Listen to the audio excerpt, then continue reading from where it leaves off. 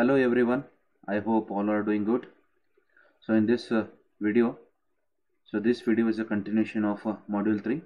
In the previous videos we have seen the memory which is used in embedded systems.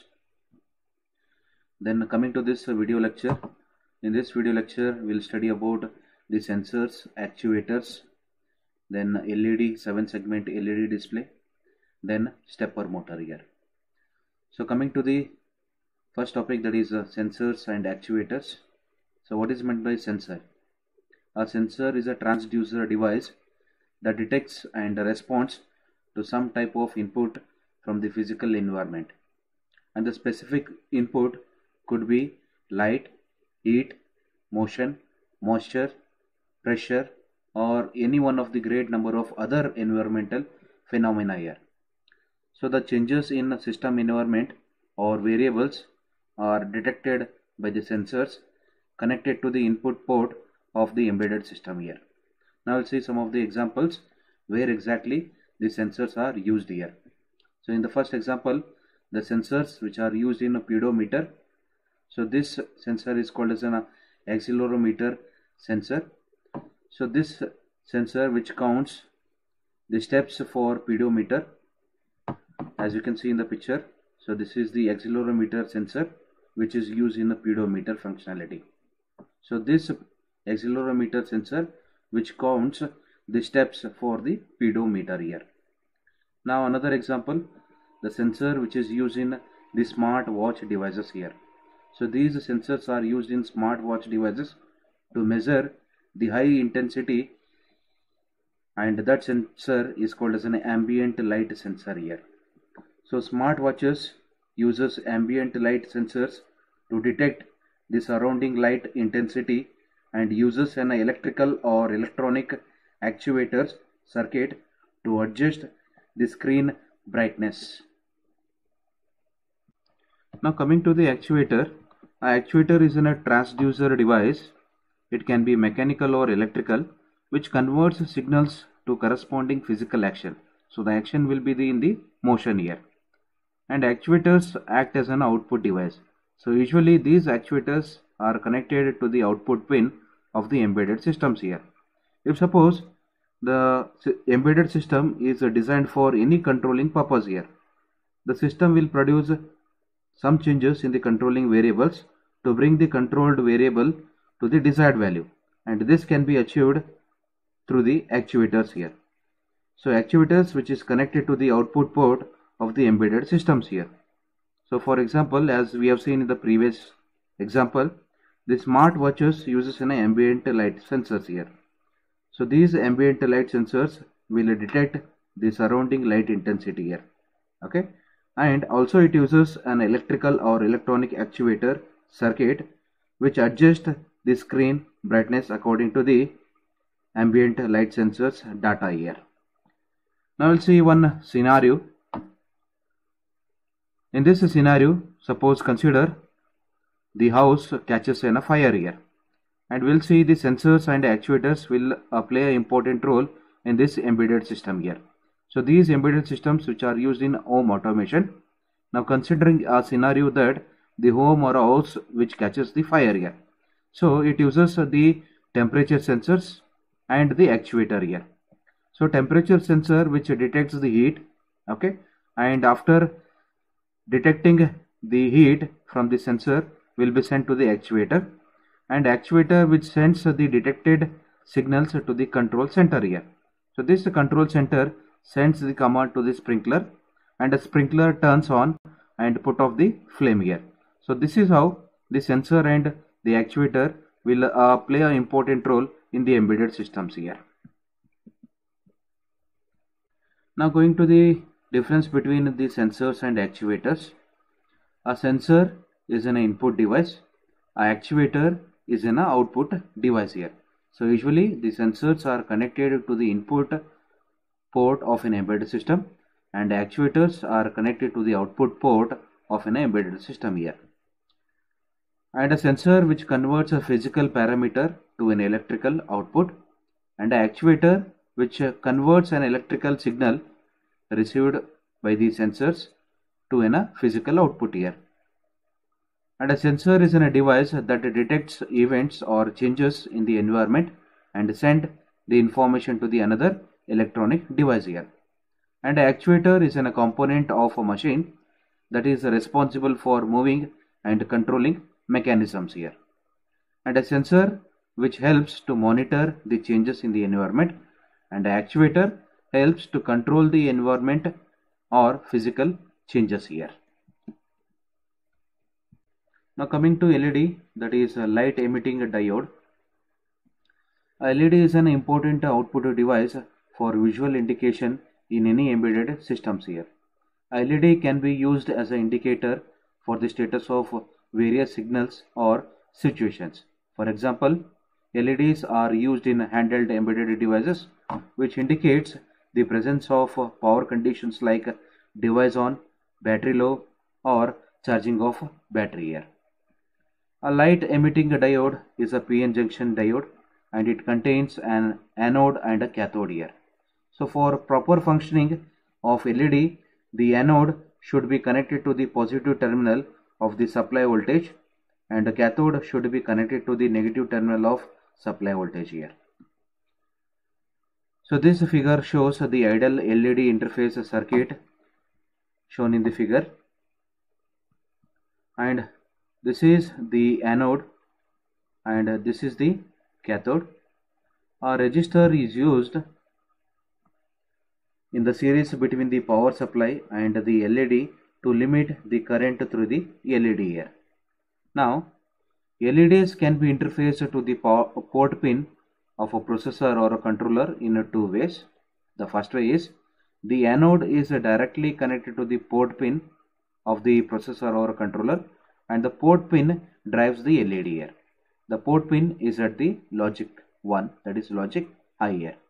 And the second way, that is a cathode of the LED is connected to the port pin and the anode to the supply voltage. So LED is turned on when the port pin is at logic 0 or logic low here. Now coming to the 7-segment LED display. The 7-segment LED display is an output device used for displaying alphanumeric characters. It contains 8 LED, that is a light emitting diode segments, arranged in a special form. Out of 8 LED segments, 7 are used for displaying alphanumeric characters and 1 used for representing the decimal point here. And the figure explains the arrangement of LED segments in a 7-segment LED display. The LED segments are named as A, B, C, D, E, F, G, and a decimal point, that is DP. Okay. For displaying 3, if I want to display 3, okay, so this is 3 should be displayed in 7-segment display. So the segments A, B, then C, then D and G should be lit, should be get on here. Now tell me, if I want to display character A, so which all the segments, LED segments should be get on? That is A, B, C, E, F and G. Okay, so this will display the character A onto the 7-segment display here. So sometimes this A is look like R also. Okay.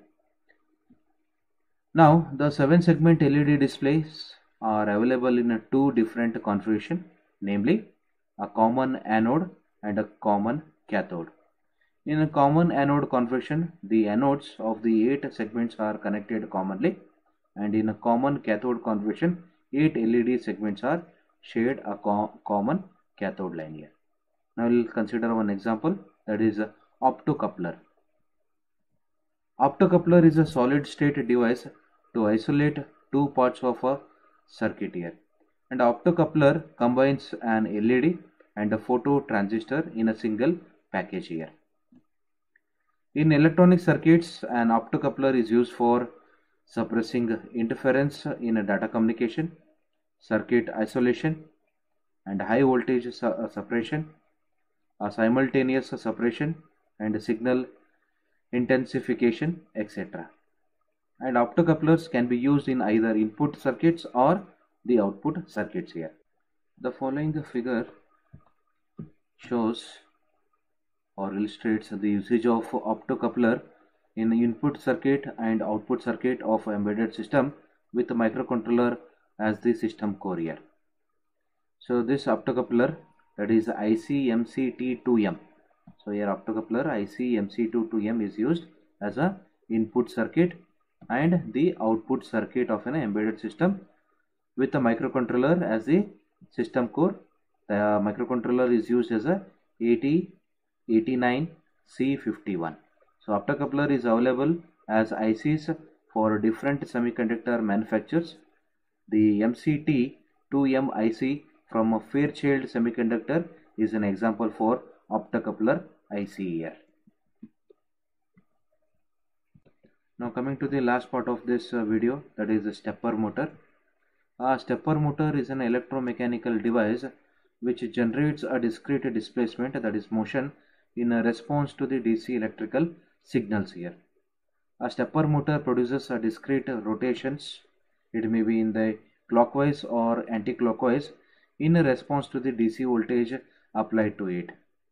Applications of stepper motor, they are used widely in industrial embedded applications, consumer electronic products, and robotics control systems, and the paper feed mechanism of a printer or fax makes use of a stepper motor for its functioning here. The following figure shows the stator winding details of a stepper motor. It contains the 4 coils named as A, B, C, and D here. And here, energizing a coil winding creates an electromagnetic field with the north and south pole here.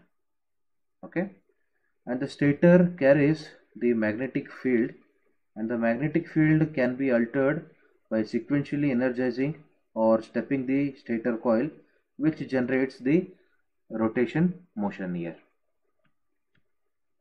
Based on the coil winding arrangements, a two-phase stepper motor is classified into two. One is unipolar and another is the bipolar. A unipolar stepper motor contains 2 windings per phase, and the direction of rotation, that is clockwise or anti-clockwise, of a stepper motor is controlled by changing the direction of current flow. And the coils are represented as A, B, C, and D. A coils A and C carries current in opposite direction for phase 1. Then similarly for B and D carries current in opposite direction for phase 2 here. Now coming to the bipolar. A bipolar stepper motor contains single winding per phase.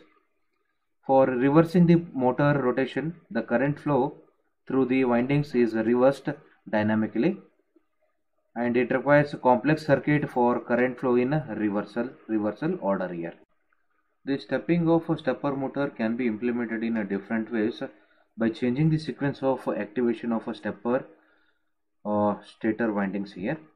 The different stepping modes are the full step, the half step, then the wave step. In full step, 2 coils will be activated in each steps. So for example, a coil A and coil B is activated in step 1, and coil B and coil C is activated in step 2, and likewise coil C and coil D is activated in step 3, and step 4 coil A and coil D will be activated in full step here.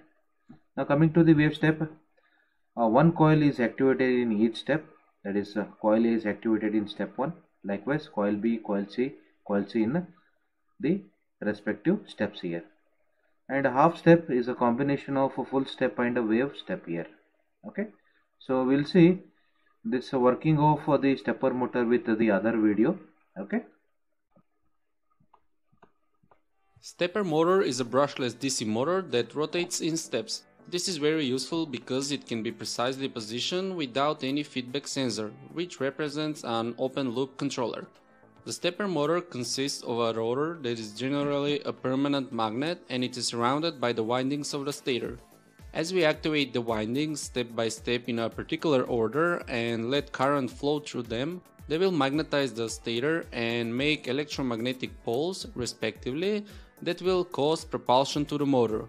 So that's the basic working principle of a stepper motor. There are several different ways of driving the stepper motor. The first one is the wave drive or single coil excitation. In this mode we activate just one coil at a time, which means that for this example of motor with 4 coils, the rotor will make full cycle in 4 steps. Next is the full step drive mode, which provides much higher torque output because we always have 2 active coils at a given time. However, this doesn't improve the resolution of the stepper, and again the rotor will make a full cycle in 4 steps. For increasing the resolution of the stepper, we use the half step drive mode. This mode is actually a combination of the previous 2 modes. Here we have 1 active coil followed by 2 active coils, and then again 1 active coil followed by 2 active coils, and so on. So with this mode we get double the resolution with the same construction. Now the rotor will make full cycle in 8 steps. However, the most common method of controlling stepper motors nowadays is the microstepping. In this mode we provide variable controlled current to the coils in a form of sine wave. This will provide smooth motion of the rotor, decrease the stress of the parts, and increase the accuracy of the stepper motor. Okay, I hope you understood the working of a stepper motor. We'll come with some example. ULN 2803 is an octal peripheral driver array available for Texas Instruments and ST Microelectronics for driving a 5 voltage stepper motor, and this is a simple driving circuit. It can also be built using transistors, and the following circuit diagram illustrates the interfacing of a stepper motor through the driver circuit connected to the port pins of the microcontroller or processor here. Okay, now coming to the summary of this video. In this video we came across sensors and actuators. A sensor is a device that detects and responds to input from the physical environment, and different sensors like heat sensors, motion sensors, moisture sensor, pressure sensor, and the temperature sensor.